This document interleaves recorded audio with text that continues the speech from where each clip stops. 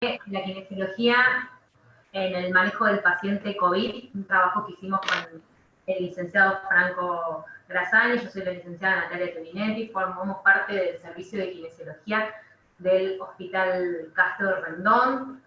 Este trabajo fue hecho recopilando datos de distintas guías, de guías españolas, de la revista argentina de terapia intensiva, con guías que publicó la SATI, un trabajo en conjunto de la Sociedad Chilena de Kinesiología Respiratoria y la Sociedad Argentina de Kinesiología Cardiorrespiratoria, la SATICARE. Bueno, debido a la rápida evolución epidemiológica del COVID, esta información que recopilamos, resumida, tiene carácter de sugerencia y recomendación por el mismo avance que tiene la patología en sí, pueden cambiar cosas sobre la marcha. La infección respiratoria asociada al paciente COVID-19 se presenta con tos seca, no productiva y afectación del tracto respiratorio inferior. Cursa generalmente con una neumonitis. Y solo el 34% de los pacientes presenta producción de secreciones.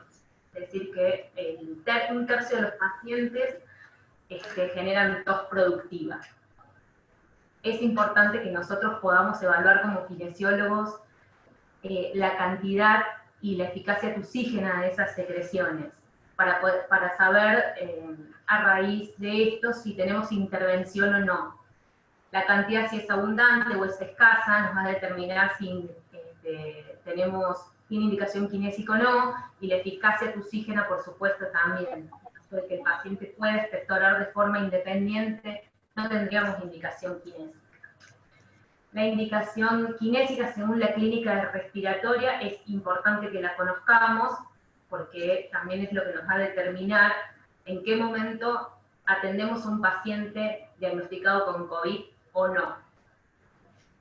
Un paciente que tiene un cuadro clínico con síntomas leves y sin compromiso respiratorio significativo, es decir, que inicia con tos seca, fiebre, tos seca como acabo de indicar, y no tiene un compromiso en la placa de tórax, no va a estar indicada la intervención kinésica. Un paciente que tiene una neumonía, tiene las siguientes características: bajo requerimiento de oxígeno, tos no productiva, tos espontánea y expectoración de forma independiente, tampoco va a estar indicada la intervención kinésica para el drenaje de secreciones y la toma de muestra de esputo, tampoco, en los dos primeros ítems. Un paciente que tiene síntomas leves y neumonía y comorbilidad respiratoria neuromuscular, es decir, un cuadro, un paciente que tiene una patología de base, como una fibrosis quística o un bronquiectásico, o un paciente que tiene una lesión medular, va a estar indicada la kinesiología respiratoria siempre usando el equipo de protección personal de máximo nivel, y se recomienda el uso del barbijo quirúrgico del paciente durante toda la intervención kinésica. No es que el paciente tiene que tenerlo permanentemente todo el día, pero sí se recomienda el uso del barbijo quirúrgico durante la intervención nuestra. Un paciente que cursa un cuadro clínico con síntomas leves y o neumonía con evidencia de exudado neumónico, más dificultad o incapacidad de expectorar independientemente, está indicada la intervención kinésica de las mismas características que nombrábamos recién, con el uso del equipo de protección personal de máximo nivel, porque todas nuestras maniobras generan aerosolización, y el uso del barbijo quirúrgico del paciente durante la intervención. Un paciente que presenta neumonía con síntomas graves, estaría indicada la intervención kinésica siempre y cuando el paciente tenga tos débil, productiva, y una placa con una evidencia radiológica que puede justificar nuestra intervención. También con el uso del equipo de protección personal y el uso del barbijo quirúrgico, siempre y cuando el paciente no evolucione a criterio de ingreso a ventilación mecánica invasiva. Estamos hablando en ese contexto, ¿no? Bueno, principios para el manejo desde la kinesiología respiratoria. El COVID presenta consideraciones especiales para la realización de la intervención kinésica respiratoria debido a que incluye maniobras que potencialmente generan aerosoles, por lo que existe un riesgo de transmisión por vía aérea. Tal motivo nos insta a sopesar riesgos frente a beneficios. Ahora vamos a nombrar las maniobras generadoras de aerosoles, que son maniobras que usamos nosotros siempre en la atención kinésica. La botella de PIP o el burbujero no está indicado, no está recomendado porque es un proceso que genera aerosolización de partículas. La ventilación no invasiva no se recomienda su uso y está demostrado que tiene una alta tasa de falla y mortalidad en un paciente con falla respiratoria aguda hipoxémica secundaria a COVID. Y también es un proceso que genera aerosolización. La cánula nasal de alto flujo, no hay evidencia directa del beneficio, por lo tanto no se recomienda su uso, y también es un mecanismo que genera aerosolización. Puede servir en casos leves la cánula nasal, pero como genera tanta aerosolización, y esa aerosolización depende de variables como la duración de la cánula, el flujo que se setea, el desplazamiento de la cánula, la tos y la cooperación del paciente, tampoco estaría recomendado su uso. Las nebulizaciones no están indicadas. No solo que no se recomiendan, sino que no están indicadas porque la distancia de dispersión que generan es muy amplia y también dependen si el pulmón está sano, si el pulmón tiene algún tipo de daño. Por ejemplo, la distancia de dispersión de las nebulizaciones en un pulmón sano es de 45 centímetros. En un pulmón con daño leve es de 54 centímetros y en un pulmón con daño severo es de 80 centímetros. Tampoco está recomendada la hiperinflación manual, inducir esputo y cualquier técnica o movilización que produzca tos y expectoración de secreciones. Es decir, nosotros debemos ser muy criteriosos a la hora de ingresar a ver un paciente diagnosticado con COVID, porque cualquier técnica que nosotros utilicemos de por sí va a aerosolizar. El hecho de que lateralicemos a un paciente para el drenaje de secreciones puede provocar la tos y eso ya genera un riesgo de aerosoles. Entonces, la indicación de kinesio tiene que ser muy criteriosa y ir a ver a un paciente si realmente requiere y tiene la necesidad siguiendo las guías clínicas que mencionábamos anteriormente. Lo que sí se recomienda en el caso de que necesitamos que el paciente llegue a un objetivo de saturación de entre 92 y 96%, es el uso de la máscara con reservorio, que tiene una distancia de dispersión de 10 centímetros. Consejos para la tos.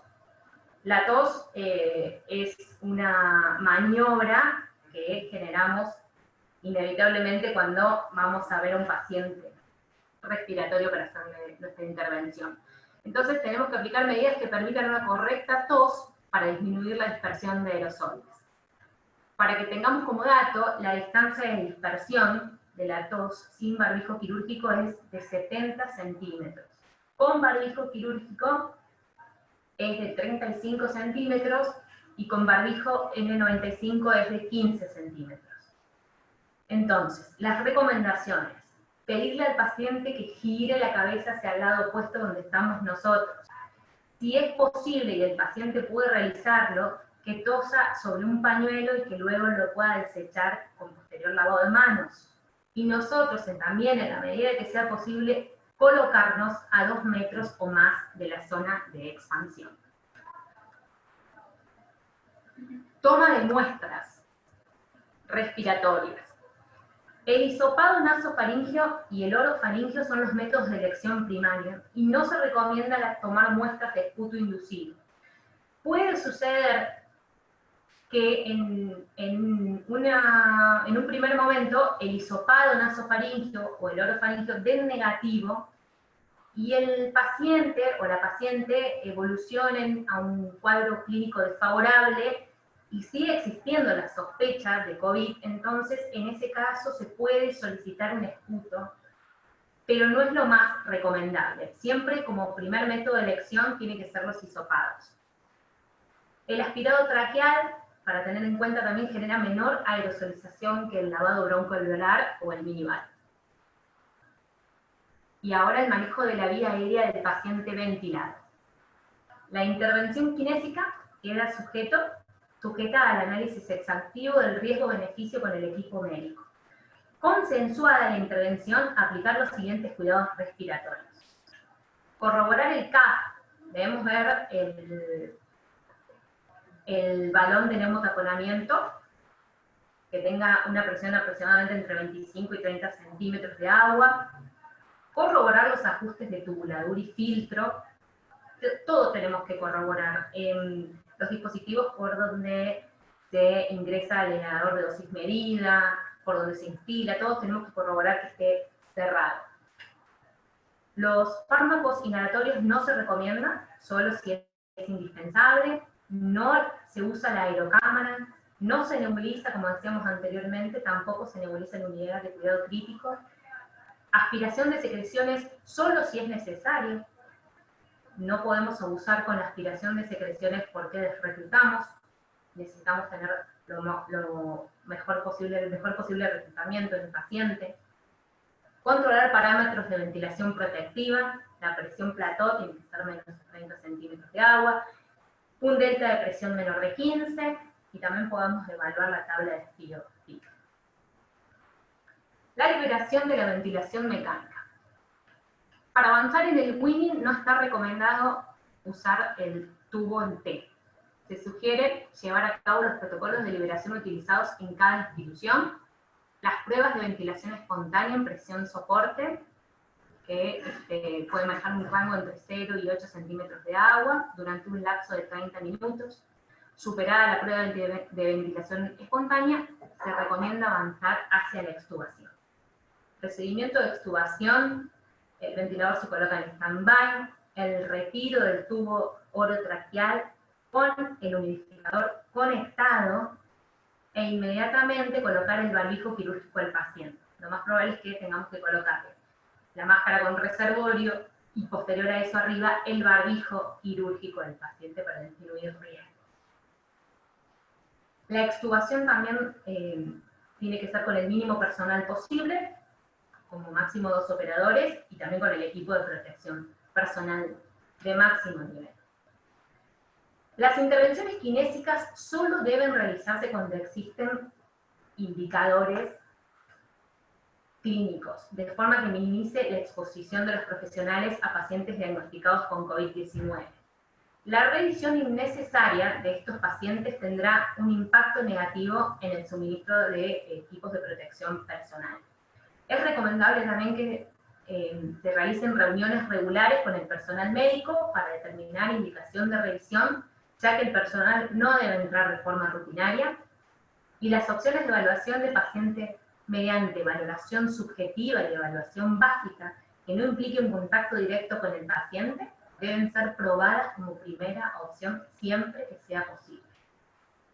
Ahora va a continuar el licenciado Franco Grassani. Bueno, buenas tardes, ¿se escucha bien? Sí. Bien, yo voy a continuar con la intervención kinésica según la indicación clínica motora, ¿sí?, del paciente que tanto está ventilado como del paciente que está en sala común.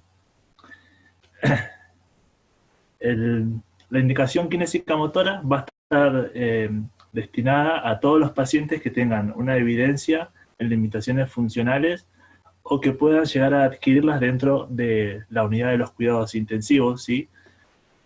Y el paciente que está en sala después de la fase crítica de la enfermedad, donde ya tenemos que reinsertarlo de vuelta a sus actividades de vida diaria. Es fundamental, como también ya lo dijo Nati, el uso de los elementos de protección personal, ¿sí?, de mayor eficacia, ya que tanto una intervención kinésica respiratoria como motora puede generar la aerosolización de partículas, entonces hay que tener todas las precauciones adecuadas.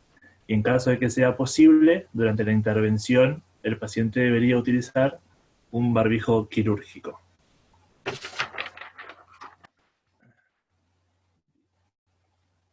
Nati, te voy a pedir que me cambies la diapositiva. Dame un segundo, Franco, disculpame.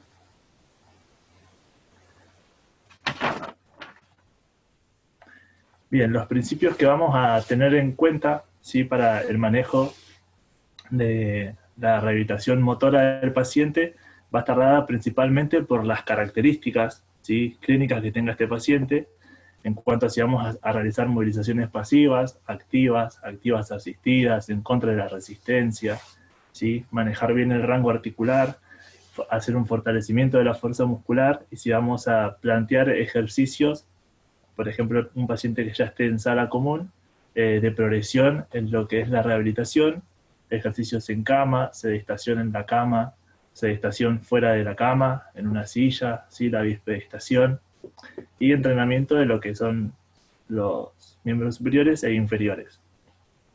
Importante a tener en cuenta es cuándo se tiene que suspender el tratamiento, ¿sí?, de la rehabilitación motora. Esto va a estar dado si el paciente presenta fiebre superior a los 38 grados, si hay un empeoramiento de su disnea, ¿sí?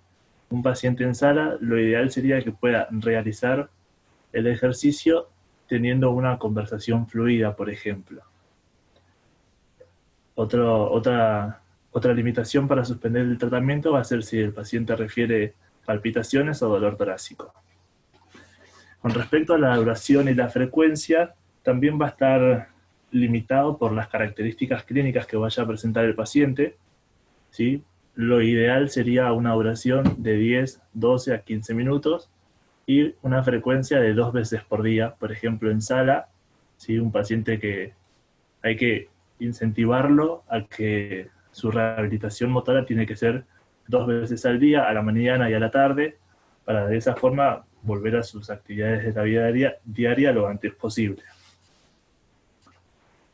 Y, por ejemplo, también lo que se puede pedirle es que durante las horas de sueño el paciente rote hacia un lado, hacia otro, y que no se mantenga siempre en una misma posición estando en decúbito, sino que vaya cambiando de posición durante el día, durante las horas del día. Bien. Importante también es, en la parte motora, tener una escala para ver si el paciente tiene cansancio, fatiga, ¿sí?, que está dada por la escala de Borg, donde lo que se hace es enumerar la intensidad que presenta el ejercicio. Esta escala está en un trabajo donde el Hospital Central de Valencia hace una guía de rehabilitación, que esa nosotros en el servicio la tenemos, así que si ustedes la quieren pueden pasar un mail y se la podemos enviar sin ningún problema. Bien, por otro lado, eso es en cuanto a la rehabilitación y la indicación motora. Por otro lado, tenemos que tener en cuenta, te voy a pedir que cambies de diapositiva, Nati, que el servicio de kinesiología, ¿sí?, no solamente está destinado al paciente en la unidad COVID, sino que el servicio de kinesiología tiene que intervenir en todas las áreas de la institución, tanto sea consultorio externo, ¿sí?, como internación en sala común, pediatría, neonatología, ¿sí?, o clínica quirúrgica. Entonces tenemos que tener en cuenta qué tipos de elementos de protección personal vamos a utilizar en cada contexto, ¿sí?, que no va a ser el mismo. Por eso es importante dividir, y no solamente dividir los elementos de protección personal, sino también tener en cuenta cómo se va a trabajar en cada área, ¿sí? Entonces, dentro de los elementos indicados, yo los dividí en 2 grandes grupos, ¿sí?, en aquellos que vamos a utilizar en el área de unidad COVID y los que generan los que generan y los que vamos a utilizar en maniobras que generan aerosoles, y aquellos que vamos a utilizar en áreas donde no hay internados con COVID positivo. En cualquiera de estos dos grandes grupos, ¿sí? La higiene de mano es fundamental, tanto antes como después de atender al paciente. Y en el área no COVID vamos a utilizar barbijo quirúrgico, camisolín según la necesidad, si vamos a estar ante un paciente con un aislamiento neutropénico, por ejemplo, guantes a descartar después de cada atención, y una máscara facial. Y en el caso de que atendamos a un paciente en la unidad COVID, o que generemos alguna maniobra donde haya aerosolización, háblese de intubación, aspiración de secreciones o tomas de muestras virológicas, vamos a utilizar un camisolín que puede ser hidrorrepelente, guantes si es necesario doble par, antiparras, máscara facial o escafandra, y el barbijo de alta densidad, que es el barbijo N95, que es de uso individual y puede ser reutilizable si no se humedece por un corto periodo de tiempo. Bien.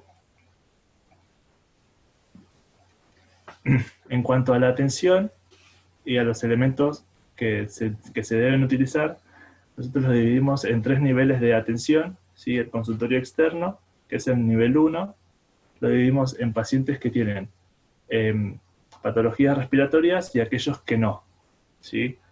Y el tipo de elemento que tiene que usar tanto el paciente como el profesional. En aquellas áreas de atención respiratoria, el paciente tiene que concurrir con un barbijo quirúrgico, y en caso de que no lo tenga, se lo tenemos que otorgar nosotros durante la intervención. Y el profesional tiene que tener un barbijo quirúrgico, camisolín, porque vamos a trabajar con patologías respiratorias que pueden generar secreciones, guantes a descartar entre paciente y paciente, y una mascarilla facial que nos va a brindar una protección tanto visual como del barbijo. En las áreas de atención no respiratorias, por ejemplo, un paciente posyeso, ¿sí? O un paciente que sale de una cirugía,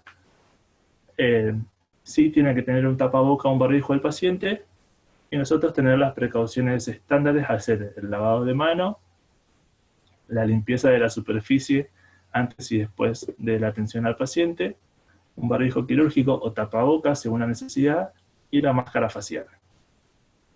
En el nivel 2 estamos hablando de las áreas de internación, como las mencioné antes: clínica quirúrgica, ¿sí? Traumatología y ortopedia, neonatología, pediatría, ¿sí? Todo lo que es unidad no COVID. En este caso vamos a tener un paciente que está internado, ¿sí? en la habitación, por lo cual nosotros tenemos que concurrir con barbijo quirúrgico, camisolín según necesidad, guantes a descartar y antiparras o máscara facial para mayor protección. Y por último, en el nivel 3 es propiamente la habitación del paciente en la unidad COVID, ¿sí? Vamos a generar maniobras de aerosoles, por ende vamos a necesitar la mayor protección, donde vamos a utilizar un barbijo N95, el de mayor eficacia, un camisolín hidrorrepelente a desechar entre paciente y paciente, en caso de necesidad y donde cada vez haya más casos de COVID positivo, el camisolín puede empezar a utilizarse un mismo camisolín con 2 o 3 pacientes que están en una misma habitación, por ejemplo, y lo que se descarta es el guante. Guantes que se recomienda doble par, y mascarilla facial, antiparras, y si no hay, es preferible antes que la mascarilla facial, la escafandra, que es de mayor protección. Y por último, voy a nombrar paso a paso la colocación de los elementos de protección personal dentro de la unidad COVID. Antes de entrar a una habitación con un paciente COVID positivo, sí tenemos que realizar una buena higiene de manos con agua y jabón o alcohol en gel, preferible agua y jabón que sea superior al minuto y medio del lavado, respetando los 5 pasos del lavado. Se realiza la colocación del primer par de guantes, seguido del camisolín, que se ata superior lo más ajustado posible para que cubra bien el cuello y en la parte inferior las cintas de sujeción tienen que cruzar, dar la vuelta la cintura y atarlas en la zona lateral del cuerpo. Así cuando tenemos que desatarlo no exponemos las manos en la zona de la espalda. Después la colocación del barbijo, que puede ser quirúrgico o el barbijo N95. Si es quirúrgico tenemos que tener en cuenta que la sujeción es paralela, ¿sí? En estos casos la sujeción inferior no cruza perpendicularmente a la sujeción superior, entonces de esa forma tiene un mejor cierre lateral del barbijo, ¿sí? Y bueno, tenemos que realizar con nuestros dedos el cierre del surco nasal. En caso de que sea el barbijo N95, una vez colocado tenemos que realizar el test de fuga, que es para corroborar que esté bien colocado. Pasamos a la colocación de las antiparras, la escafandra y por último el segundo par de guantes, que tiene que ir por arriba del camisolín. Para cuando los retiramos sale todo junto. El retiro de estos elementos, ¿sí? Una vez que entramos a la habitación, atendimos al paciente, ¿cómo vamos a hacer la retirada de los elementos de forma criteriosa? Primero lo que se hace antes es un lavado de manos con alcohol en gel, que debería tener la habitación adentro. Lavado de manos con alcohol en gel para sacar el camisolín, y el segundo par de guantes que colocamos lo vamos a hacer desatando, y si no se puede, rompiendo la sujeción superior, y lo separamos hacia adelante, ¿sí? Como ven en la figura del medio, haciendo un bollo de afuera hacia adentro para que la parte interna del camisolín sea la que queda hacia afuera, que es la que no tuvo contacto con el paciente. Se saca el segundo par de guantes que se colocó y se desecha.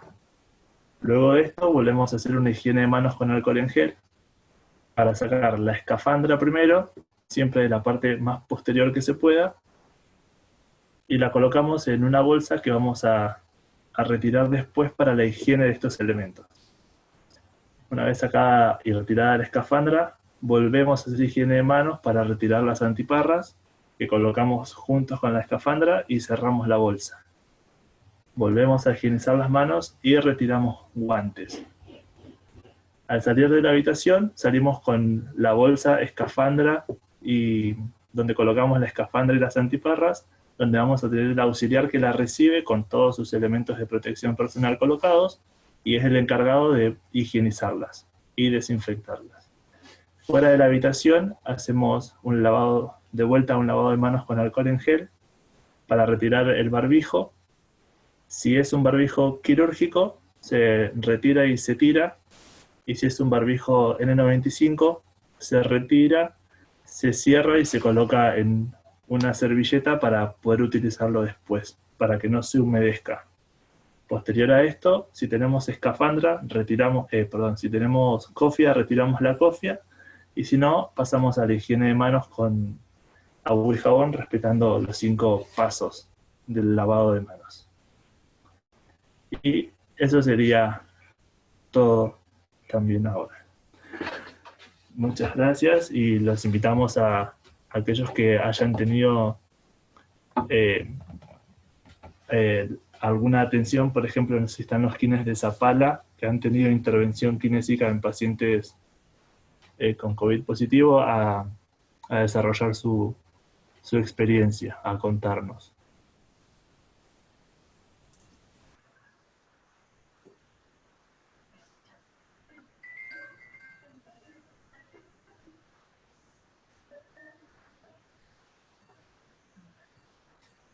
Hola, ¿me escuchan, Franco? ¿Me escuchás? Sí, sí, te escucho. ¿Hola? Sí. Hola, sí. Ahí me avisan los kines de Zapala que no se pueden conectar. Me avisaron por el celular, y que si les parece, ellos proponen contarnos su experiencia para el miércoles que viene, si están todos de acuerdo. Porque Matías es el que no nos escucha y la otra kine no tiene conexión Wi-Fi donde está. Sí, no hay ningún problema. No sé qué les parece. que sí, que está buenísimo, que podamos armar algo con ellos, que tienen experiencia también con pacientes traqueotomizados, así que sería súper productivo. Sí. Sí, sí. Bueno, entonces yo le contesto por teléfono a ellos que armen algo como les habíamos pedido la otra vez para que nos cuenten la experiencia que tuvieron y se los mando por teléfono a ellos y para la próxima, para el próximo encuentro, ¿les parece? ¿O quieren proponer algún otro temita? Está perfecto, ¿eh? Por mí sí. Sí, yo creo que está bien, eso no hay problema. ¿Y el horario, chicos, lo mismo?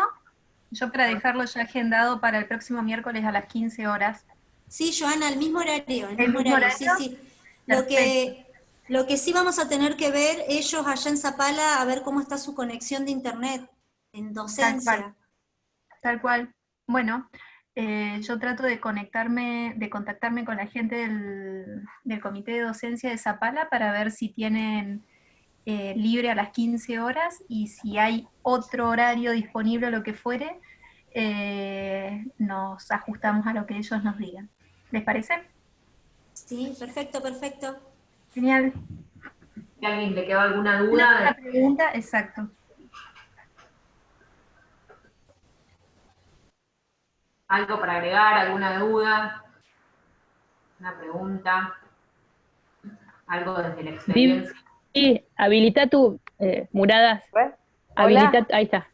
Hoy, bueno, Sí. es media.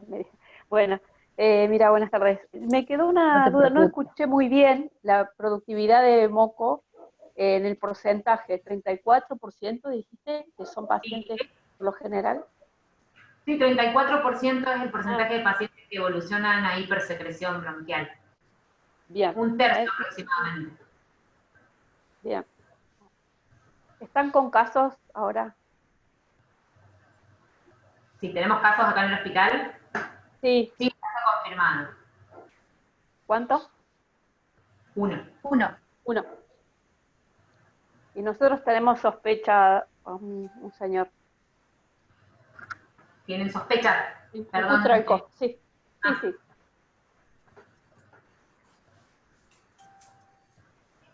¿Una sospecha que está investigada? Sí, digamos, desde hace 2 días. A ver, ayer a las 2 de la tarde se activó el protocolo.